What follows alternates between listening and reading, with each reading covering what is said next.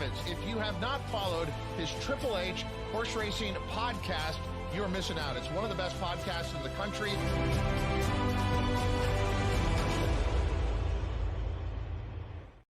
Good evening and welcome to episode 458 of Picks and Ponies right here on the HHH Racing Podcast. I'm your proud host, Howard Kravitz. Thanks for joining us tonight as it is Virginia Derby and Virginia Oaks Day at Colonial Downs in New Kent, Virginia. They have a fantastic day of racing. We're here to cover the late pick five and some other tidbits as well, as it is NHC weekend.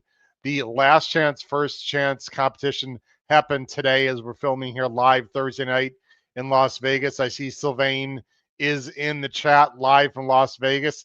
Congratulations to Sylvain, by the way, who got won a second entry into this year's NHC, which starts tomorrow. So congratulations to Sylvain, and also our good friend Brad Anderson won a seat for next year's NHC as well. So very exciting stuff going on out in Las Vegas, but we are here in okay weather here in Chicago. But look, not exactly looking forward to what's going on this weekend, but I know Pete and Paul don't care to hear about the weather, so we'll just move on from that. Please make sure you hit that subscribe button at the bottom right hand side of the screen, notification bell on the top right, smash that like button below the video player.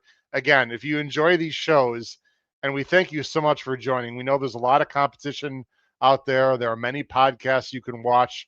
So we really appreciate our continuing growing crowd here on the HHH Racing Podcast. You can listen to us on Apple Podcasts, Spotify, and Anchor. You can follow us on X at HHH Racing Pod. And of course, you can subscribe to our Power Picks tip sheet. Look below the video player for information. We have new people signing up every week, and there are major Triple Crown Kentucky Derby preps coming up here in the next 6 weeks or so as we're closing in on the run for the roses. Hard to believe it is just around the corner. So look into our Power Pick tip sheet. We also have a great website that Pete Visco runs for the most part, hhhracingpodcast.com. And then finally, this weekend, you can see on the top of the screen there, Saturday from 4 to 5:30 Eastern, myself, Patrick Kunzel, and perhaps some others will be joining me with Weekend Warriors, a very popular live show with focus on the Twin Spires contest and racing at Colonial, Oaklawn. We'll probably show some racing out east as well at Gulfstream and New York. So check us out, Weekend Warriors. I'll leave that banner scrolling at the top, 4 to 5:30 Eastern. All right, let me bring on my co-hosts, who always do a great job and are rip-roaring to go to talk about some racing in a place we don't go to very often, which is Colonial Downs. First, sort of a stone's throw away from Virginia and Colonial Downs. He's in Maryland. Let's bring him on, Pete Visco, and from the Commonwealth of Massachusetts and the Saratoga Special, Mr. Paul Halloran. Gentlemen, hope you're doing well tonight. I thought it'd be appropriate, as you see an unusual background for us. It is the NHC room, Pete Visco, if you're not too familiar with that. I know Paul and I are. Gentlemen, how you doing tonight? What's happening, guys? Paul, my friend, what's up? Hi, Pete. Rather be in Vegas. No offense to anyone. That's the way it goes. I'd almost always rather be in Vegas, regardless of the scenario. So, yes. Maybe not these days with the prices, by the way. Vegas is taking a couple hits these days for the regular tourist. So maybe not. Well, Pete, I know you have some interesting ideas on what's fun in Vegas, but this is a PG show. So why don't we just detour over to that? How about that Italian baseball team, Pete? Italy, baby, representing, tried to knock the U.S. out, but they helped out. So they injured the U.S. and then they helped them out last night. So we'll see where we go from there. Go Italy. That's all I have to say. Although I didn't like watching my man. I'm a Yankee fan too. I didn't like watching. I was conflicted watching Judge end the game. If anybody watched the U.S.-Italy game, so it was a little conflicting. But he's doing fine for himself, so I'm not too worried about it. Yeah, he's fine. Understandable there, Pete. We got some big announcements coming up next week, by the way, on the show. And one of the announcements surrounds around the fact that, and I don't even know if Pete and Paul know this, so breaking news for them. Picks and Ponies next week is going to be on Wednesday night because I will be doing some traveling, actually, that I think they know what I'm talking about, but we'll save that for the regular audience. So Picks and Ponies next week will be Wednesday night, as I'll be traveling Thursday night, which is part of one of the big announcements that I wanted to talk about. And so that's exciting, guys. I mentioned also we got some of our family out at the NHC. Good luck to them. I know Matt Miller's got entries, and he's playing, and Chris Couples. A lot of people we know are playing. The younger guys are me cheering some people on. So anyway, good luck to anyone that's playing out at the NHC. And as look at my file notes, guys, I didn't really prep you on this, but I just want to talk for a brief minute. The Kentucky Derby preps they're not taking a break this week, but they're sort of low, in terms of the totem pole. But after this week, obviously, you got the Louisiana Derby and Jeff Ruby, and then the major ones, of course. They're all 100 points. So I want to ask you guys a question. Last week, no one really stood out. I mean, the Puma won, Patente won. I think, Paul, it's pretty fair to say the Chief Wallabies, the Commandments, the Paladins, the Renegades, nearly those 5 have pretty much established themselves as of now at the top of the leaderboard here as Derby threats. Yeah, nothing that happened last weekend is going to prompt them to stay in their stall on the first Saturday in May. I mean, Puma's a good story. It's the Mage connections. Right. Although I believe they bought and sold the horse, right, to a partnership, but same trainer, Gustavo Jr., and they picked it out. So that's the Derby I was at, Mage. We were there. Howard, that's the only one I've been at. That could change this year. Patente, the other was the other Baffert or the other Baffert? I don't. Well, the supposedly great Baffert, Brandt, was awful, and he's running the bluegrass, actually, guys. Brandt? Yes, sir. Oh, good. Hashtag takeout mitigator. Yes, I mean, as I put on Expo, I look forward to my boy Paladin blowing by him mid-stretch. Well, I mean, isn't it obvious at this point that he's not a 2-turn mile and an eighth horse, let alone a mile and a quarter horse? What's obvious to me, and I am not a Baffert hater. I said this in the show a zillion times, guys. The bottom line is he's not been great in the Derby since Churchill let him back in. I mean, he's got all these monsters, and maybe Cherokee Nation Pete's gonna be a nice horse. I mean, he did get 100 buyer, but he still has to prove it.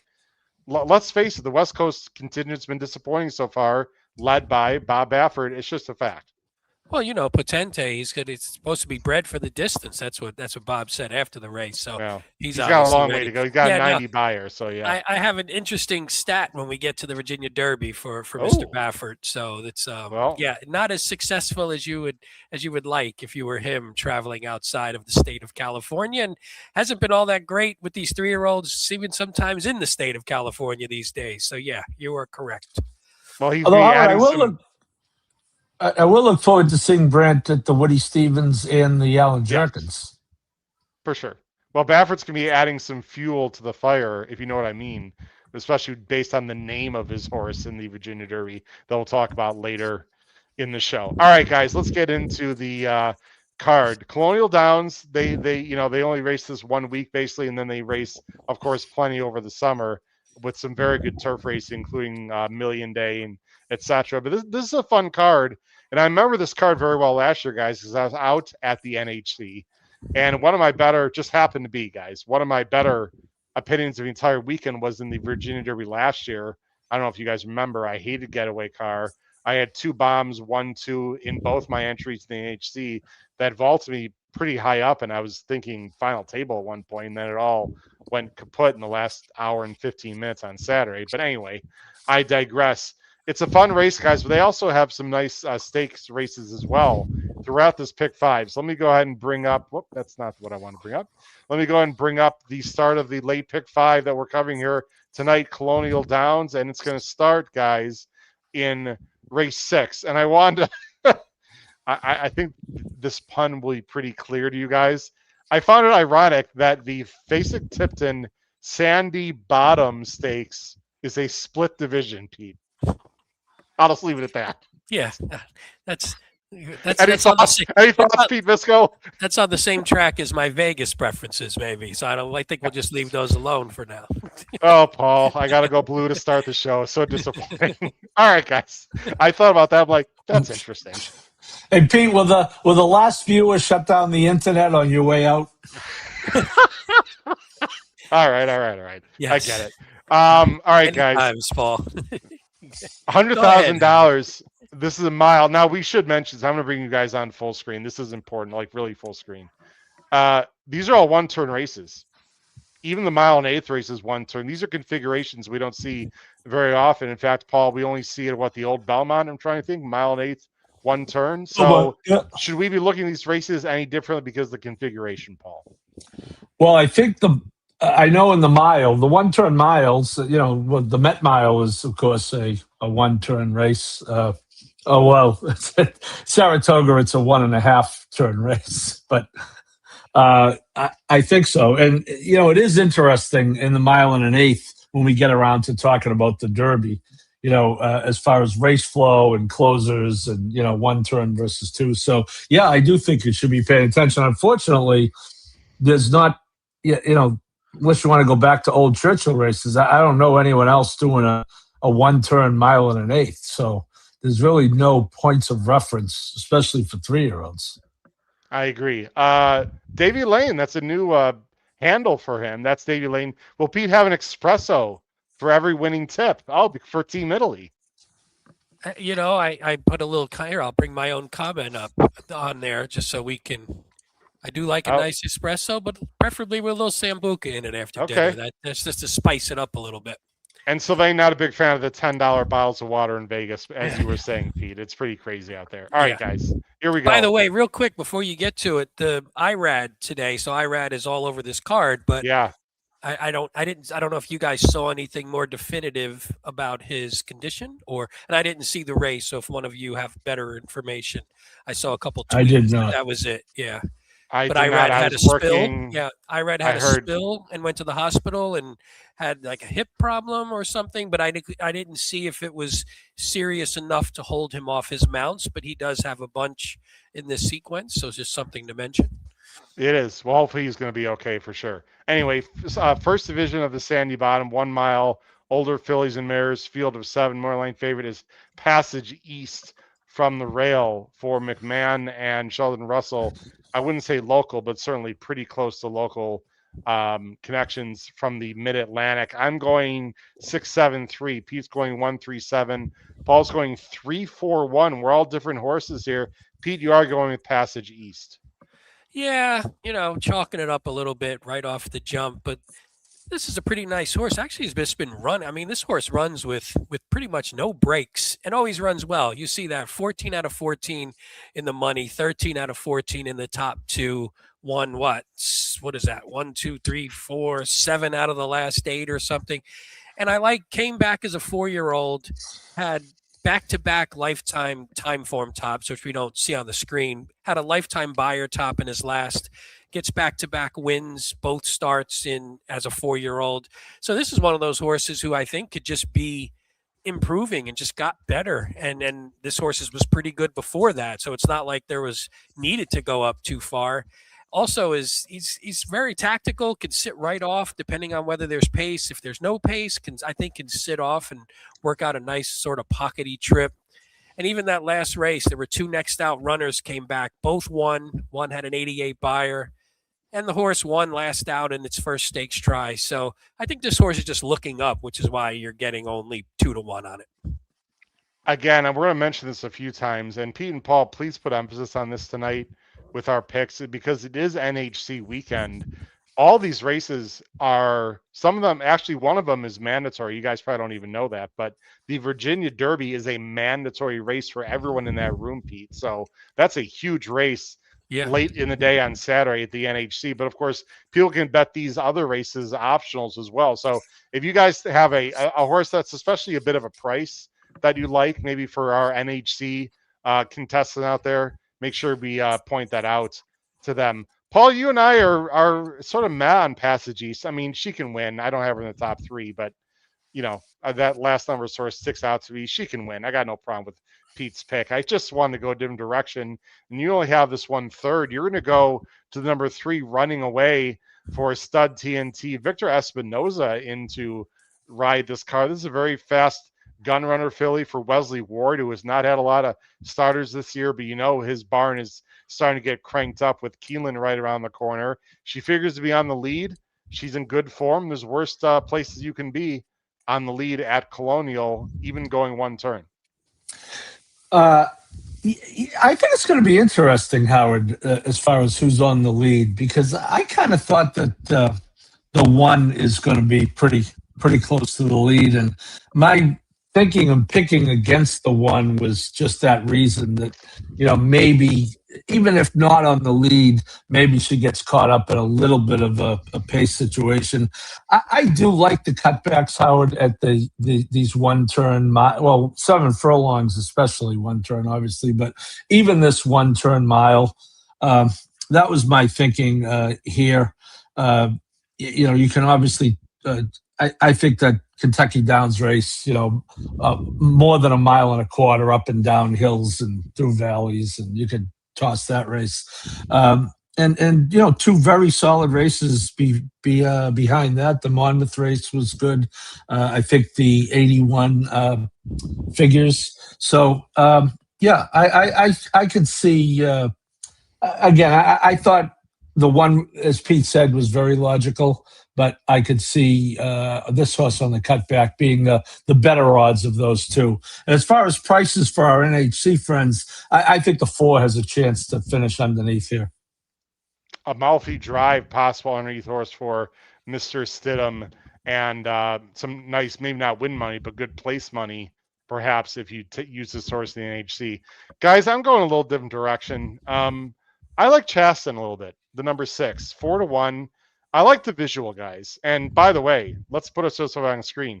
Congratulations to a lot of people who had Dandona last week, a horse that we tipped out here on the show. I know Kevin Lux won a $5,000 seat because of, guys, that was the Safi turf horse in the Florida Oaks that I know I loved and you guys thought was a little bit interesting and ran huge. So anyway, I just want to throw out a congrats to anyone who had Dandona at almost 6-1 last weekend to Tampa Bay. But Chasten, guys, is a work in progress. She's a little bit inconsistent, but I think Cox has her going in the right direction. I like the way she closed last time into not the fastest pace. I think that long stretch is really going to do her a lot of good. And guys, it is a pretty long stretch, especially the back stretch, but even the front stretch at Colonial, you can definitely close into. It's pretty demanding. I just think this Juddmonte filly is on the up and up, and I'm going to go with Chasten. It's not my strongest opinion to run down the speed. I've got Her Laugh also, which Pete, you got in the mix, and Paul, you don't. This is the class of the field, isn't it, Pete? Now, I don't know about the mile, but it is a 1-turn mile, and I have massive respect for Riley Mott. I think Her Laugh is, non-possible. This is just I know your horse on the rails 2-1, Pete, and maybe she's just going to win, and I'm wrong, but this feels like a wide open race to me. No, I thought the same. I had a bunch of horses in consideration, and Her Laugh was the sneakiest one to me. Her Laugh was the hardest one for me to judge because she was well thought of last year and sort of started to fade a bit and then came back late in the year and even into this year. And the last 2 just don't look great, but they were better fields, grade 1, grade 2. The works have been really good coming in. So maybe she's just finding herself and sharpening up a bit. Last time, look, she was 10th closing into a relatively slow pace going 7. That maybe was just too tough. So I don't know. She was a hard one for me to figure. I put her in the top 3 because I was like, talent-wise and class-wise, she fits. And if you can get her at a price, you might look at it and go, I can't believe I didn't have that horse. And she paid $11. And she was by far the classiest in the race. So maybe if you want a horse at a bigger price, you go with the 4 in the AHC. Pete likes the 7 at more of a middle price. I like Chasten a little more of a middle price. It depends what you need there. But interesting race to start the late pick 5. Let's go on to the other split division of the Sandy Bottom Stakes. Again, these are older fillies and mares. Of course, it's a split division because there were so many entries. Another field of 7. This has a heavier morning line favorite in the number 6, Eunomia for Safi and Flavian 6-5 is too low. I have her on top, guys, but 6-5 is a little silly. I'm going 6-4-7. Pete's going 3-6-7. Paul's going 7-6-3. Gentlemen, another relatively small field and 3 different choices on top. I'm going to go to Runaway Diva to you, Paul, the outside horse for Hemingway, who's going to try to write his own story, and oh boy, with Leperoux 5-1. That's right up your alley, Mr. Journalist and author. Yeah, I mean, I'm obviously concerned about this mare being a little camera shy, with twice as many seconds as wins. But again, I'm right back to a cutback, and this horse does show up. One thing about her, she does show up virtually every time. She probably has to get a little faster, which is why 5-1. I'm not the president of the Julian Leperoux fan club, although he's a wonderful guy. I thought that Delaware handicap was okay, going 1 1/8 miles. So I'm just kind of hoping that I agree with you, Howard. The 6 is obviously logical. When I saw 6-5, I also thought too low. So I think something in a mid-price range here, like 5-1, kind of appealed to me. If you beat a horse like this 6, you want to get paid at least a little bit. And I thought this 7 fit the bill. And I am thrilled that my good friend Katie agrees with me. How about that? Hello, Katie. How are you? Sylvain is taking notes, by the way, right now as we speak. He mentioned that speed was not great at Colonial, but Colonial was a hot mess today. I mean, you got some snow, it looked like, Pete? I mean, it was we got the weather right now. Crazy. March is just a crazy time of year. We had tornadoes south of in central Illinois yesterday. It was 82 here yesterday afternoon. Yeah. Then we had tornado watch at night. And then today we had probably almost like an inch of snow on the grass, at least. So it was a wild day and a half here weather-wise. Yeah, there's fronts coming through the country, and March is just a crazy. Meanwhile, it's 85 going up to 90 in Vegas this weekend. Unusually hot, record warm temperature out there. Yeah, there's Ed Burke. Golfed Monday, 3 inches of snow this weekend. Same. I hear you, Ed. I know we're supposed to get like 5 inches of snow Sunday. It's crazy. Anyway, Runaway Diva is logical. It feels to me, guys, and again, I wanted to put emphasis on the NHC because so many people are out there playing, and again, we wish everyone luck. For me, Pete and Paul, these first 2 races, there's horses I like, but they're going to be too low a price because, except for maybe the 4, Paul, that you like in the first leg. But in general, you got smaller fields. These horses we think are a little bit interesting, Pete, are still going to be 4-1, 9-2. It just, I'm not sure these 2 races are great to play in the NHC. They're fun races to bet, maybe in cash, but maybe not in a $2 mythical. Pete and Paul. Yeah, no, that's true. Yeah, I agree. That's the decision you have to make, right? Which is a whole different concept when you're talking $2 win in place tournaments as opposed to just betting an individual race or a horizontal. So yeah, it's a totally different mindset. So it's I agree. Pete, think fast. Got it. Go. So your top choice. Well, number 3. here's one that's not that bad because if you can, if you like the horse or you're against the 6 in any way, then maybe you can get a price if that 6 really takes a bunch of money. I agree. So that's one thing you can do. This is just an interesting horse to me. First time routing on dirt, but as we talked about, everything's 1 turn. So it's a 1-turn mile. So I'm not too concerned going 7 to a 1-turn mile when it's a candy ride out of a Tappet mare horse. So I'm assuming the extra furlong here isn't going to be a problem. Still lightly raced, 1-4 back by 28, by the way, which is always fun. But this is a horse who just lightly raced enough to where I like the fact that now we're finally getting sort of back-to-back races again. Had been sort of a little on and off with the layoffs, and then finished the year okay, but then came back, first start as a 4-year-old. I hate to repeat it. Came back with a nice buyer top, came back strong, 1 by 4, pretty easy. Probably didn't beat much, but that's okay because the horse is just improving. And I'm looking at it going, if we can get another move forward from that, then I think this horse maybe could just be an overlay here because we just don't know yet that she's good. And maybe we figure out today that she's better than we think. And you could see, right there at Laurel, right down the road from me, where I like to go. And I used to stride it out a little bit. I thought she looked good. And again, I don't love the 6, and you mentioned it. I didn't even like the 6 regardless of the price. I just didn't like the Really? horse. I mean, I like the horse. I think she's obviously makes sense as the favorite, but I didn't look at her as like, oh, she definitely lays over this field in a way where I think she should be 6-5 morning line. Yes, it was like pointing at the horse, like look out, or that was weird. A real little early celebration. I'm upgrading her, Nelly, because you picked her, Pete. But I'm looking at it again and thinking, the breeding might do her some good. And this is by far her toughest test. Although she ran in a stake at Laurel, but I think she's interesting. And yes, the Hazelwood guys. If you don't know this jock, he is really good. I'd love to see where he's going to go in the future. I have a feeling, Paul, that he's got NYRA over the winter on his radar, just if I were to guess, because I think that'd be a great spot for him to kick off his NYRA career. But I don't have any intel. It's just a feeling. I do think Eunomia, I believe, is the favorite. And well, she is the favorite, but should be the favorite. She ran pretty well in a tough field in the Grade 3 Royal Delta. Before that, she rattled off 2 in a row with high 80s buyers. Granted, they were allowance races. I do like the fact, well, 2 things, guys, that are obvious. 1 is Flavian, and 2, the fact that she's outside some of the speed, I think, is a huge benefit. Flavian can break and look to his left, and like if your horse wants to go, Pete, you can just sit right off. This is St. Elias stable, second off the layoff. I mean, there's really not much to say other than I think this is the favorite, but I would never, ever bet this horse to win at 6-5. I would need, I would say 9-5 to bet this horse to win, and I'm not getting that, Pete.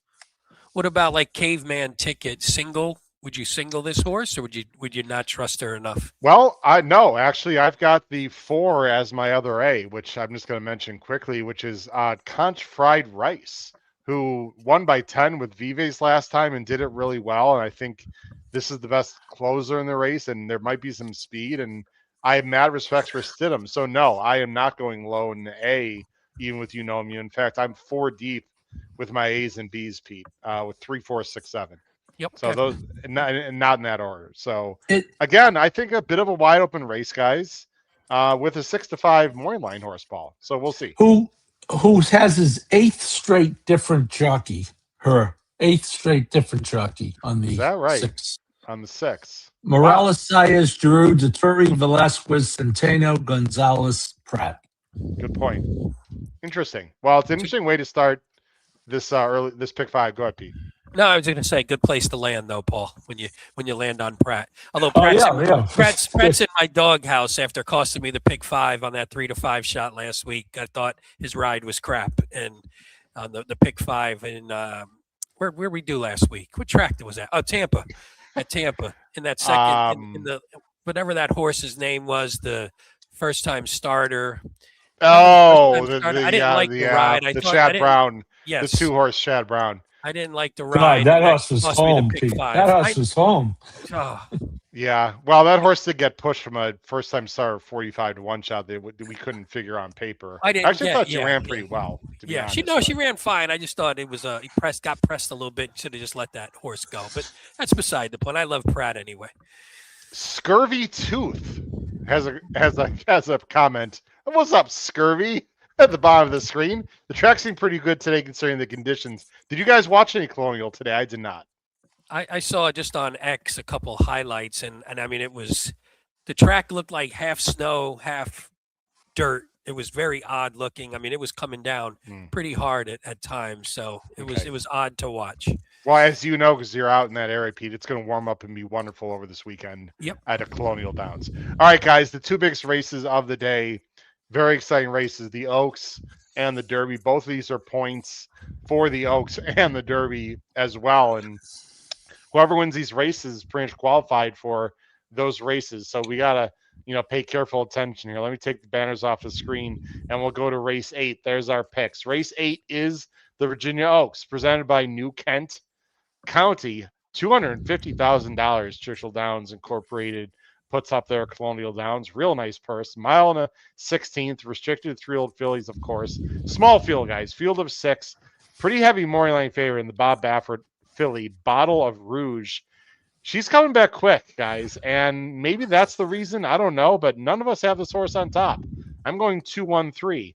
Pete's going 1-3-2, and Paul's going 1 6-3. So Pete and Paul, you're simpatico with Dazzling Dame. A lot of Maryland love, guys, which makes sense because, we're not too far from Maryland. These are pretty much local connections. Brittany Russell, Javion Toledo, 5-2. Pete, I'll let you go first. She was awesome last time. She does have to stretch out, but you're gonna have to come and catch her most likely if she breaks.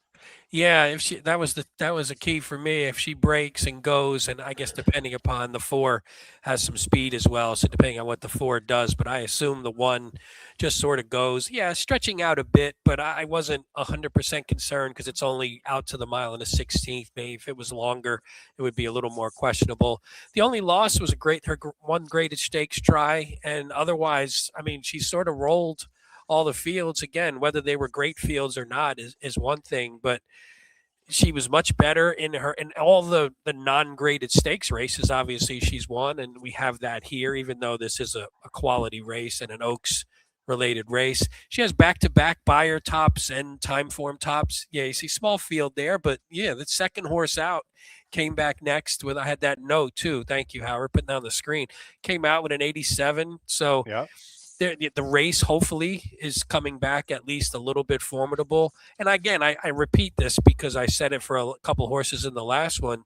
The horse came back as a 3-year-old, and what we look for that first out is just some improvement, and she was phenomenal. So again, what if she's just grown up and gotten so much better, which she was really good to begin with, and if she came back and is what she was last time, then who knows what this horse could be? Maybe she could be something relatively special. I mean, she ran really well, Pete. I don't want to take anything away from her, but the rest of the field was oof. I know. And 2Bits came back. This horse 2Bits came back. Did come back, so maybe it wasn't as bad. But but in this race, she really. I mean, there wasn't much in it. It was a 5-horse field, etc. And I got to tell you, and Paul, you have this horse also. I'm sure you're going to agree with this statement, as would Pete. When you have the rail and you're the favorite, of course you're going to go, but Toledo's got to be very careful because the 4, who, I don't know about you guys, I think has 0 chance in this race, even though it is Todd. I probably shouldn't say that. If Johnny V is hell-bent on going, Paul, then Toledo's got to, sit back. There's no reason to get in some kind of pissing match with a Pletcher horse here. And if the 1 does have to do that, just sits off a little bit and can't go by and get the job done, in my opinion, so be it. But the one of the big ways the 1 could lose is getting hooked up by the 4, right, Paul? Well, I agree 100%, especially, Howard, with this configuration, right? If you have to work really hard to get to the lead or stay on the lead, with that long run to the turn, that 1 turn, you could be looking for oxygen. Maybe, and this is why I used Pletcher's other horse second, who's still a maiden, but looks like is going to come running. If that materializes, maybe the 6 comes running and gets a piece. Well, the 6 is, I mean, awfully slow on paper, but we've seen crazier things. And I don't want to say that 6 is a silly pick for you, Paul, because wait till you see what I'm doing in the next race that I'm going to tip out publicly here on this podcast. So Baffle would pay $8-10 to place at the NHC, which would be unbelievable if people like Baffle. It's an interesting point. So I mean, Cadabra's going, guys. There's no doubt about it to me. I think Dazzling Dame's going to have to sit a little bit, and she should be able to just sit off and go by, Pete, and just tip out and then go by. It's for all those reasons, guys. I'm going to take a stab here, and I have to admit, I don't love this horse, but Hit Parade to me is just going to sit a great trip. And she wasn't great last time in the Martha Washington, but she was up a little bit close to a fast pace. I think she was too close. And then she made a middle move and flattened out and just didn't run a race. I think she's better than that. She gets IRAD. She's going to sit a fantastic trip in theory behind the 1, 3, and 4. And I just think she's got a shot to win this race. But I will say, guys, that a lot of things are going to have to go right for her because I do think she's the third most talented horse in this race. I just have a feeling she's going to trip out. Now let's talk about Battle of Rouge. None of us have this horse on top. Pete, you do have her third. Why don't we have her on top? She just ran an 86. There was an incident. She didn't get DQ'd, although Hernandez got a week anyway. She was very goofy in the lane. She was green. Why don't you have her on top? It's Bob and Flavian at a low price. Yeah, I don't know. I just was, I don't know. I was just left a little cold. I don't know. On paper, I mean, obviously on paper, she deserves to be the favorite. She's classy. I mean, the only bad race she ran was in the juvenile fillies, and I actually kind of liked her a little bit there. Maybe I just have a sour taste in my mouth. But now you're getting Pratt. She could sit what you talked about. If the 4 and the 1 sort of hook up a little bit, the 3 just sit a beautiful trip right Yes. behind them, and just if she's good enough, that should be perfect for her. So I don't know. I mean, maybe also when Baffert brought Getaway Car last year to this track, and it's not like he comes here often, and that one was a little soft. And we'll talk about Butane, what we think of him in a minute. But I don't know. Maybe it's just a combination of all those things, and the Baffert 3-year-olds just haven't been as good as you want them to be, especially when they ship out somewhere. So I don't know. What do you guys think? I mean, you guys have her worse than me. You have her both have her third. So what were your knocks there? Go ahead, Paul. You know, I don't want to be disrespectful to Sunland Park and the Sunland Park Oaks, because why would I be? But won the debutante, good. That was a competitive juvenile fillies, but I think we all agree that I'm not sure there's any Oaks winners coming out of there. Again, competitive, but that was also, wasn't that just one of those go around? And yeah, and Super Cordora, by the way, has been bad this year so far. Bad, not like average, like bad. Right. Here's Bottle of Rouge just all over the track, winning here the 4. Yes. Well, he's in the mountains of Sunland. He's, just it might have been the altitude that got him. A little dizzy there. Okay. Again, it's a price situation, but having said that, the horse I picked is 5-2, so I'm a genius. You brought up a very cogent point, Howard. You can beat the favorite, a heavy favorite in races like this, and still not get rewarded. However, we should talk about in the multis, it has a much greater impact, because any given one of those heavy choices could be singles for a good number of people. I don't like to question Hall of Fame trainers, and Bob's one of the best of all time. I mean, obviously, guys, but she hadn't raced since Halloween. I still don't like the 2-week turnaround. I don't like flying across the country. It just feels like Bob is taking the path of least resistance with this filly, guys, and I don't like that vibe, even if this is not the strongest field. You know what I mean? That's my main thing, Paul. Other than that, she's obviously the horse to beat. Oh, no doubt. I don't like the vibe here. I could be totally wrong. She might win by 3. I don't know. We'll see, guys. Interesting race in the Oaks. Relatively small field, but I don't know. We're not too fond of Bottle of Rouge, excuse me, at 6-5. All right, guys. Not last race. Penultimate race of the late pick 5. This is the big one.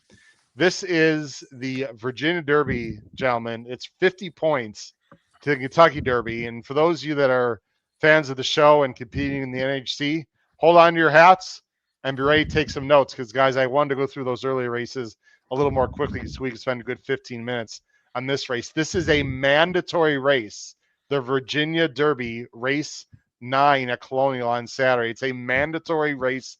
Everyone in the room has to play this race at the NHC on Saturday, and maybe you need a price. Maybe you're happy with taking a favorite. We'll see, but I think Pete, Paul, and I are going to come in hot here with some pretty strong opinions. Take it or leave it. Here we go. Here's the field for this year's Virginia Derby. It is race 9. It is sponsored by New Kent County. It is $500,000, 50 points, 5-0 to the winner. The winner will qualify for the Kentucky Derby. It's a nice big field of 10. I like that a lot, guys. And the morning line favorite is the rail horse. And I will be very surprised if this horse is not the post time favorite. And I think might be lower than 5-2, in my opinion.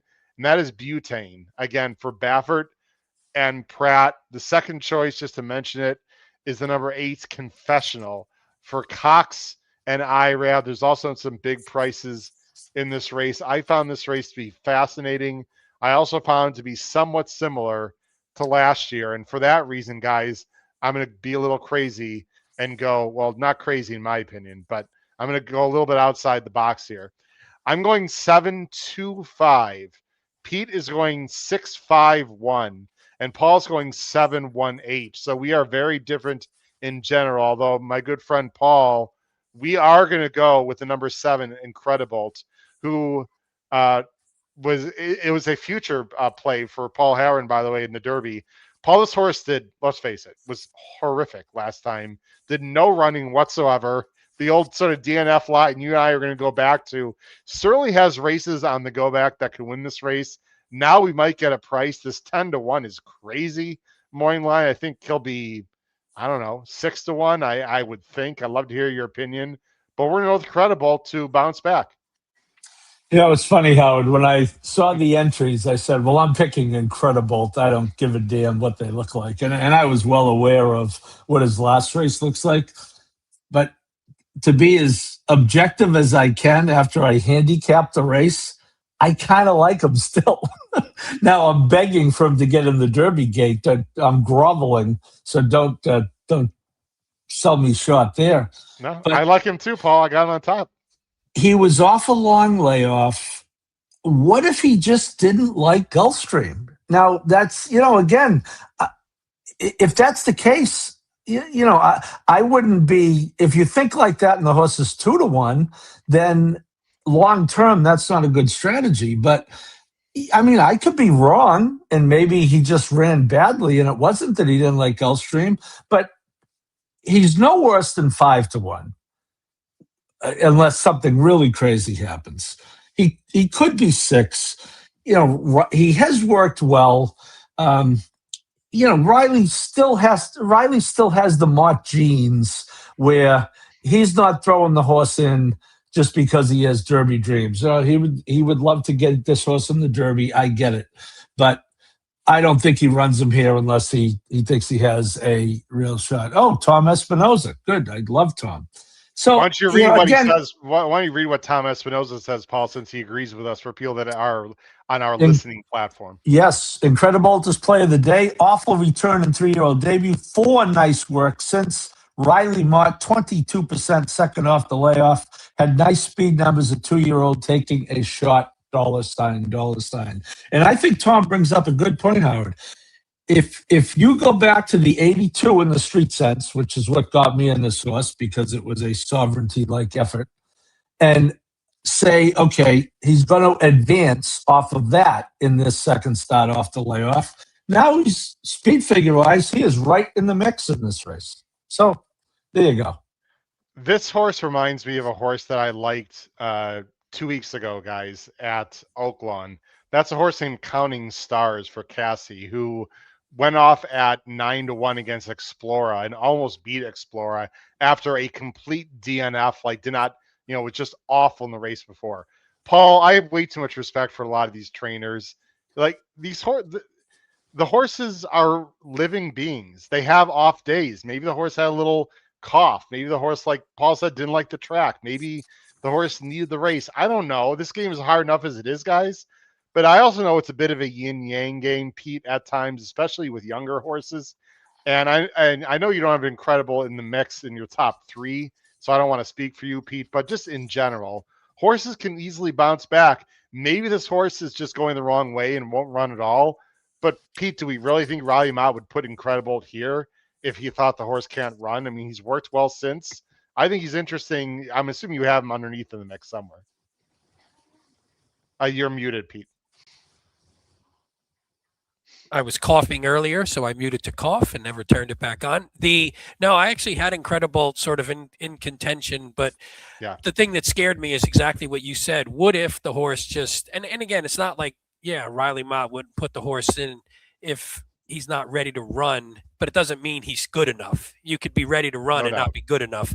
And that was my biggest question is what if he just didn't come back and he didn't improve and he sort of stayed around the same, then but I would play him. I'm playing a caveman ticket. He's going to be on my ticket. So I'm not tossing him by any stretch because I kind of liked him. I picked him last out and that didn't go very well. So I'll Well, if come he back sits with that kind of trip that we see, Pete, mid-pack and a fast pace, that'd be perfect on the inside, right? Yeah, yeah, you would think so, right? I mean, and Yeah. again, the other thing we have to mention is this field isn't that great, which I'm sure we're going to get Nope. to a bunch of the horses. But and last year we saw like last year was a bomb fest in the top three. Sure So was. I mean, what if this just race because even the lower horses, you could definitely knock every one of them. So this could be ripe for a price horse to come in again. Pete, I like your idea here. You're in number 6, Lock, Stock, and Pharaoh. Great name. 5-1. Tom Drury, very underrated. The obvious question here is, does the horse want to run on dirt? He's been on Sin his first 2. It's a Pharaoh. Of course, we don't have to talk about Pharaoh, but his offspring, the bottom line, are better on synthetic and turf. It's out of a Nyquist mare, so you'd figure that is a good thing. But the horse, let's see, Lockstep was actually not much of a horse, so we don't much to go on there on the dam side. This horse has only worked on synthetic at least recently. There are questions, but geez, he won his last by 8. He's obviously talented. Distance shouldn't be a problem. You're going to get a middling price. Pete, I got no problem with this pick whatsoever. Yeah, honestly, for me, it was like the Pharaohs. Yeah, the Pharaohs are they're pretty versatile, so they can pretty much run on everything. And like you said, the Nyquist, any progeny under Nyquist, you would hope would be good on the dirt.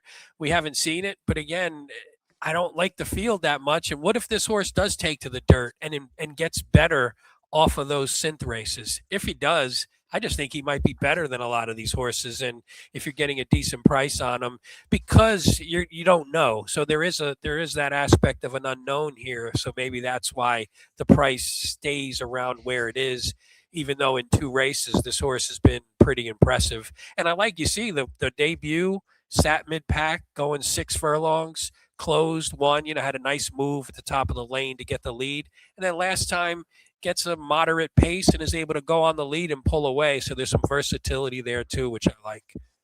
Yeah, I think he's very live and he's interesting. Let me get to my main opinion in this race, guys. There's no like crazy speed burners in here, but I think the pace is going to be honest because there's a lot of horses that want to be forward. Number 1, guys. And number 2, it's for a damn 50 points and a chance to get to the Derby. My main opinion in this race is I do not like butane at all. Not even a little bit. Could I be wrong? Yes. Apparently, Bob said he was, needed that last run and was a little bit, wasn't in perfect shape. Blah, blah. Guys, I don't know. I don't think this horse wants a mile and a 16th, let alone a mile and an 8th. He's got the rail. Pratt's got to go. This horse has never been able to sit and finish and go by, especially at this distance. Guys, I don't even think I'm going to use this horse at all in my pick 5. Not even as a C. I don't like butane at all. The way that I didn't like Getaway Car last year, and I didn't like Getaway Car in the San Anita Handicap, which was, let's just say, an interesting event this year. I just don't like butane, guys. I think there's other speed in here, and I'm playing against. I like Incredibolt. I don't love Incredibolt. You know what I really think is interesting? Maybe my play of the day underneath, especially. Guys, I'm sticking with grittiness, and maybe I'm just a stubborn SOB. But let's take a look at this horse very carefully. The number 2 for Pletcher and Rapoli. All right. First of all, he's still a maiden. So my first question, everyone out there, is if Pletcher really didn't think he was that good, why wouldn't he just try to break his maiden and then run him in the wood or something, right? Why not try to give the horse confidence? But no, he's throwing him right into the Virginia Derby here. He ran fine against Universe and Ted Noffey and Courting. Courting hasn't really panned out, but Ted Noffey and Universe, obviously we know how good those horses are. Then he runs into Paladin and Renegade in a Remsen that he was not winning. I actually thought he ran okay. Wasn't bad, going a mile and 1/8 in December. Now, last time in the Withers, guys, the track was just weird. It was very deep. It was very speed favoring. Talk to me, Jimmy. Won that race, wired the field. And Grittiness was not only too far back, guys, but it seemed like he was struggling to get hold of the track and was getting mud kicked in his face. And he did pass some other horses to finish second. I know he lost by 11 with a 66 buyer. I get it. What's happened since, guys? Pletcher's put some solid works to him, including 2 breezes going 48. He gets a pretty aggressive jockey here in Rajiv. And you know what? He's sticking to the plan. of going on the Derby trail. Now, I think we all know this horse is not going to win the Kentucky Derby unless something crazy happens, and we know how much Rapoli wants to be in the Derby. But guys, again, who are we afraid of in this race? And if he can step up, I looked at the time form, Pete, and Paul, I'm not sure if you did, but I know Pete's a big time form guy like I am.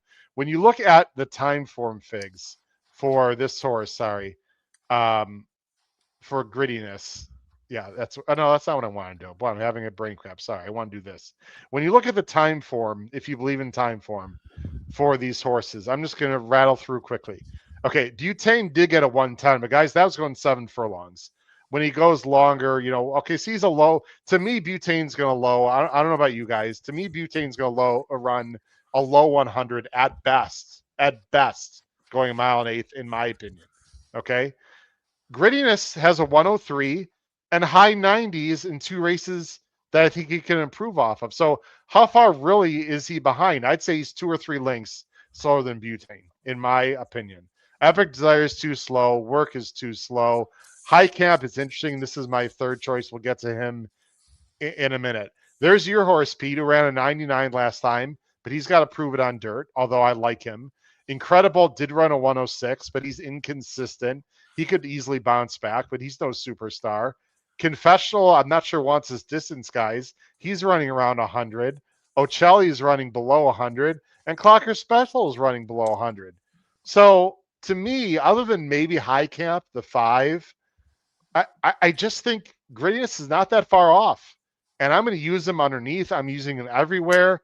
If the pace heats up and he runs his best and improves, guys, I think Grittiness has a big shot to maybe not win, but definitely fill out your tries, your exactas, and a price. And you know what's the crazy thing? We might get better than 12-1 with a Pletcher and Rapoli, because Petey just looks really damn slow on paper. I can't deny it. Well, you want to laugh. With the buyers, he looks slow. I almost put this horse on top, and then didn't really? even wind up putting him in the top 3. And honestly, I looked at it, and I kept looking at it, and I kept looking at it, and the thing that threw me was that. And they came home, and I know the track was weird that day in the Withers, but he came home in like 13.7, and I was like, God, can I really put this horse on top? But I would use, again, depending on how skinny I go on the other legs, I'm using this, because I usually play a caveman. I'm using this horse on a caveman ticket for sure, because, and again, time form, you didn't show it, but time form projects it. There's other speed out there. And we think there's some speed that we don't trust going the mile and an eighth, and we think it's going to back up. So if all hell breaks loose and it just backs up on the front end, and my horse doesn't like the dirt, and the other horses just aren't as good, what if just all hell breaks loose and Grittiness is the only one? And the one thing you didn't mention is this horse is the only one that's run 9 furlongs on dirt and has done it twice. It's a Curly and an Oxbow mare, Paul. This horse is bred for distance. I mean, I know he hasn't run very fast, but he is bred for distance, Pete. So it could just be the only one that could be the only one running forward at the end of the race instead of backing up. And no doubt. Be enough in a field like this.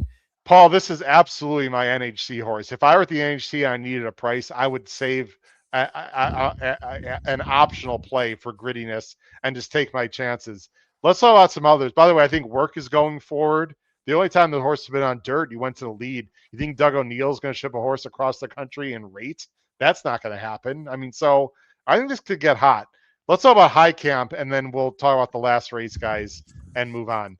This, to me, is the fuzzy that is really interesting. I know he only just broke his maiden, but he's got great upside, Paul. It's Will Walden. It's Johnny V. I don't know if we're getting 9-2. I think it might be closer to 3-1. But if I had to pick like a horse, if someone gave me $1 million and said, Howard, you have to find the winner in this race, it actually might be High Camp.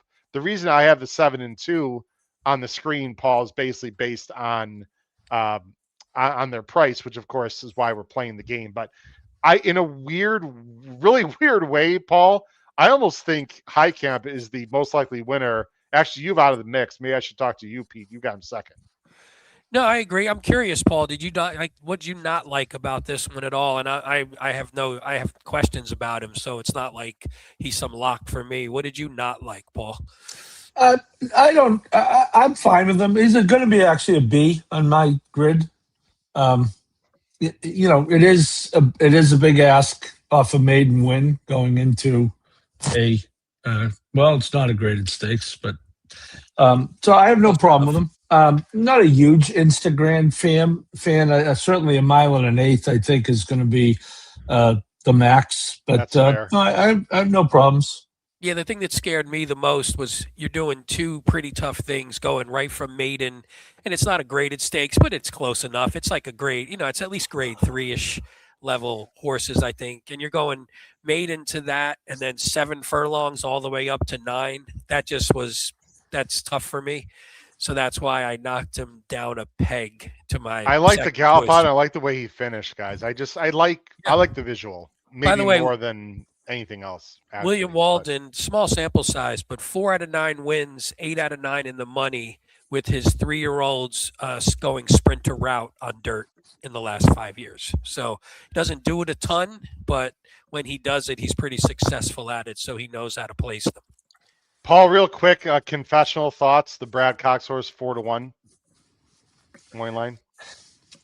I kind of had mixed reviews on this horse, Howard. Of course, I love the EQs, the essential qualities. I didn't think the Sam Davis was a great race, period, and that was a really, really bad effort. And I get a little alarmed when a horse regresses that much going long for the first time. And I think the horse will take money with Cox and IRAD. I mean, certainly we'll be using it an ABC type of setup because I do think there several horses can win, but I was not a big fan of the Sam Davis. By the way, he's a half to Eunomia, who's going earlier in the day. Yes, I noticed we that. talked about. So, Sylvain brought up a good point, guys, that I want to mention, and I should have mentioned it. And this is a negative against greediness. Why not Johnny V on the Pletcher for Poli horse? It's a good point. Very good point, Sylvain. I can't argue with that. Other than Johnny V's just going to the more likely winner would be my only argument there. So, but Sylvain is an excellent point. Well, let's go on the race. Also, has never ridden on grittiness and has ridden high camp both times. So that could just be familiarity too. Yep. I agree. Last race, guys, we're just going to go very briefly here. I'm going 7-2-8. Pete's going 2-7-8. Paul's going 6-7-8. It is not this race. It's an allowance race right here for 85,000, mile 16th. It does close out the pick 5. The morning favorite is the number 8, Lure Him In. He's a 9-year-old gelding, but ran very well here last year on Virginia Derby Day. So obviously likes the track, is in for the 50. I'll just go first, guys. I like McLean's Rook, the 7. He's only a 4-year-old. It's Trombetta. It's a jock that has ridden this horse several times. I just like the younger horses in this spot. He's in very good form. He doesn't have to have the lead. He's got a 93 and a 97. Fits like a glove, has spacing between the works. For me, there's a lot to like about the number 7 McLean's Rook. I would take 5-2 all day on this horse. Pete, you're going to go with the number 2 on the inside, is also in very good form from Gulfstream, Steez for Riley Mott. Yeah, another 4-year-old. I like this one who had that layoff midway through the 3-year-old season and then just came back sharp. One that broke the maiden impressively, then lost to Time to Win, who wound up coming back to run 3rd in the mine shaft. So has definitely flattered that race, and then finally came back last out. Got a tough grinded out win. I didn't love this. I didn't love the field in this one that much, and I thought this one at a little bit of a price looks like could be on the upswing. I think the interesting one, we all have the 8 in 3rd, Lure Him In, with Pratt, who we know is probably going to take money. I don't know. Did you guys have a little knock? Mine was the 9-year-old coming back. Maybe that's it. I don't trust a 9-year-old at 2-1. That seems like a lot. And 2 for 13 at the distance on the win end. A lot of seconds in there. So that was my worry with that one. Really cool horse. I just hate the great price. horse. I just hate the price. But Paul's got a clever idea, perhaps, with Freedom Road for Richard Silliman and IRAD. Taking a mount on a low connection is interesting, Paul, and you're getting a little bit of a price. Yeah, I mean, the price gets mitigated by IRAD, obviously, but, I like the fact he's ridden this horse 3 times, 2 wins and lost by a neck. I think it'd be a little under that, because of the IRAD tax, but you're trying to close the sequence. You may get 3-1, 7-2. The horse knows how to win. 13 wins, more than a third of the time he wins. So 6 years old, young compared to some horses in this race. We do have a rant, by the way, coming up. Do not go anywhere, people. We have a shorter rant from Paul. Yeah. Let's go to our best bets quickly. Pete, you're going to go to race 8. You're playing doubles 1, 3 with 7. You're singling the 7 in race 9. No, those aren't the right bets. I don't know what those are. Those might be old. Those are mine. Oh, those are Paul's. Yeah, Those I are don't play mine. Win in place, so that's probably Paul. Yeah. Oh, did Those I? are Oh, mine. I didn't change the name. Oh, I'm sorry. That's Well, all hold right. on. I had 2 doubles into Incredible and then Incredible to Win in Place. Oh, that's you, actually. Yeah. Yeah. I'm sorry. I just didn't change the name Sorry. of the. What did I do there? Sorry No, about that. no biggie. I'm sorry. That was Paul. Go ahead, Paul. One more time. Just Pete repeat will what be you got glad there. to take credit for those excellent picks. I mean, if they But win, Paul, I you're leave, going leave my double name 1, on 3 there. with 7. Sure. Yeah. Yeah, a couple of the logicals in the 7th. Okay. The 8th rather. I just wanted to try to capitalize on Incredible to my like. I like that. Sorry, I put you guys in the wrong name there. There's Pete. Here I am. Pete's playing a. That's not me either, by the way. What is going on? I don't know, but I can tell you. I think that was me last week. I know. What did I do? How'd All right, Pete, that what's your- do, Paul? Were those what are your winners plays, or were they Pete? losers? I'll type it out, Pete. What do you got? In the 6th, I have a double 1 with the 3 and the 6 in the next race. Okay. And then in the 8th, a doubles 1, 3 into 5, 6. I don't know what happened. I apologize, Yeah, guys. it's all good. 1, 3 with 5, 6. Tell me this is right, Pete, and you can read it off one more time. Yep, double race 6, double the 1, and then the 3, 6 in the 7th, and then in the 8th race, the double 1, 3 with 5, 6 in the next, and nothing Okay. crazy. I like that one horse, Passage East in the 6th, so I wanted to pair that one up and trying to find a couple at least half decent prices to bang it into. Good luck with that. I'm going to go race 8 with a pick 3, 1, 2 with 2, 5, 7 with 2, 7. And then that's $3 for $36. And then in the big one, which is the NHC mandatory, I have grittiness written down as 2nd and 3rd, but I'm going to use grittiness, guys, a little insanity win bet. I'm going to use them as an A in my pick 5. I'm going to play him in all spots in a try. Grittiness is one of my plays of the day. It's at least hit the board. If he hits the board and I'm right about Incredible and or High Camp, I'll be very happy and get paid there in the trifecta. Hey, can I ask you one real quick question? Because you said you don't Please. like butane at all. If you Nope. played grittiness in like a underneath spot, you tossing butane completely out of like a triple, a tri key, underneath tri key, you're tossing butane? The only place I'm putting butane in my tries is 3rd, and that's it. Makes sense. Yeah, no, that makes sense. Because you're losing a lot of value also.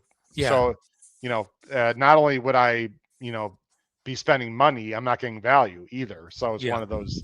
No, I think butane 3rd at best. I just don't like him. I don't like the distance. I don't like the setup. I don't care for him. So we shall see. What I do care for is a little rant from Paul Halloran. So here's Paul's rant of the week. Some very interesting things going on this week in horse racing. Paul, the floor is yours, sir. Yeah, so there's been a lot of talk, new idea out of Turfway, and believe me, we like new ideas, especially when it comes to wagers, and we promote them all the time. I'm not so sure that I want to promote this one, but to each his own. An octafecta, where you have to pick the top 8 finishers, and it's a jackpot bet, which we generally don't like, and 75% of, I think it's a 22% takeout, but 75% carries over. So only 25% is available that day. I get the argument. I know, Howard, you made it on Twitter. If you don't like it, don't play it. The reason I don't like it, although I will, if I remember, play 1, 2, 3, 4, 5, 6, 7, 8 every day and spend exactly $1 on it. The reason I don't like it is it just has megabucks ticket to me. And I don't see how that grows the game at all. Creating a wager that is almost probably as hard to hit as Megabucks. I would be all in if they did a pick 8 where you had to pick the winner, or like Delmar, place pick all. We had to pick someone to finish first and second. But I mean, when I play these high fives on harness giveaway nights, which I'm addicted to, I always go all in the 5th spot. Now, what the hell am I going to do, Pete, in the 6th, 7th, and 8th spots? And I get it. I don't have to play it. But I think it does zero to grow the game. They'll get big headlines on Derby Day if they have some, ginormous payoff. And, it should be perfectly reasonable to pick the top 8 finishes of the Derby because there's only 20 horses. And, so again, I'm not losing any sleep over it. But I don't think, it's not like the $3 pick 3 that turf pick 3 that our good friend Jim Goodman came up that has really taken off and grown wagering in many places. Don't wait underwater for other tracks to introduce an octafecta. That's all. I got a little heat, guys, on X, and I want to address it for 30 seconds about, Howard's a shill now to Twin Spires because they're our partner. Twin Spires understands that we're not going to agree with everything they're doing, and I tend to agree with Paul on this one. To me, it's sort of it's not as big a deal. Some people are making it this bet, but look, I mean, we don't have to agree with everything just because Twin Spires is, sponsoring parts of our podcast. I mean, they want to be critical. In fact, Darren Zocali, guys, who is a friend of the show now and does a great job with the contest, he's at the NHC, Pete, and he put on a tweet, please come up to me and tell me what we can do different, with contest play. So any good corporations, they don't want to hear how great everything is. They want to hear from the people, and they want to hear what we think. That's the only way that you get better. So, they're taking a little heat from some people. Maybe other people like it, but no, we're not a shill, and I'm not afraid to say how I feel. I think the bet's a little bit silly, but I wish him well, and we'll see what happens, Pete. I mean, I guess. Well, that's silly. That argument's silly. That the fact that you said if anyone wants to play it, let them play it. That turns you into a shill for Churchill. I mean, obviously, you just heard me. I mean, I'm on the show they sponsor too. Like I said, I don't think it's the end of the world, but I don't like it. I'm going to say I don't like it, and we all move on with our lives. Pete, you got the last word about it. Yeah, I guess I wonder too, because people obviously overreact to everything. I agree with Paul. It doesn't help grow the game necessarily. I agree, but I don't know if it takes away from the game either. The only problem I have with it is you talked about people want ideas, and a good corporation wants to hear good ideas and wants to hear dissenting opinions. Maybe they should have had a conversation with a broader horse playing community prior to putting the bet in, and people would have said, you know what, that doesn't sound great. Maybe do X instead, or maybe do Y.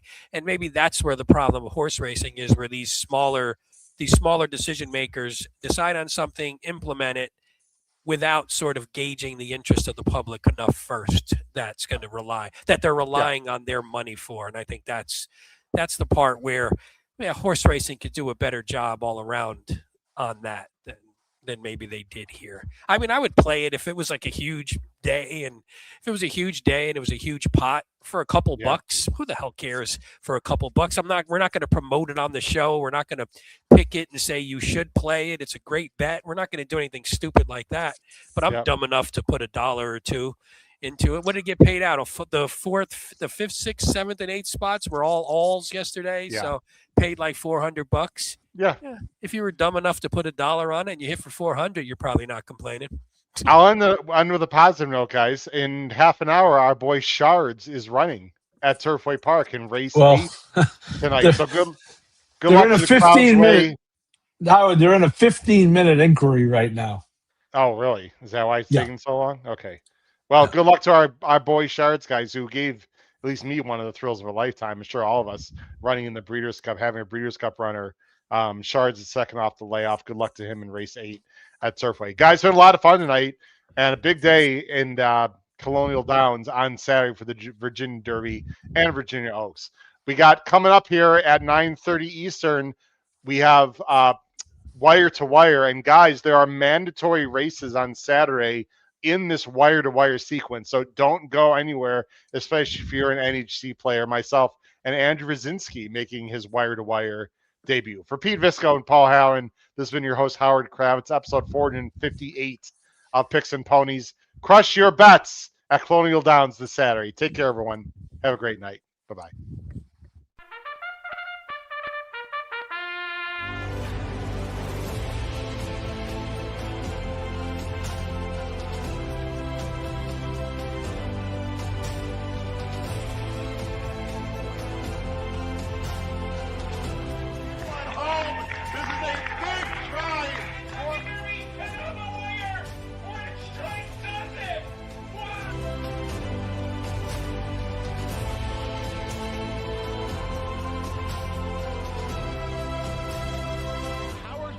If you have not followed his Triple H horse racing podcast, you're missing out. It's one of the best podcasts in the country.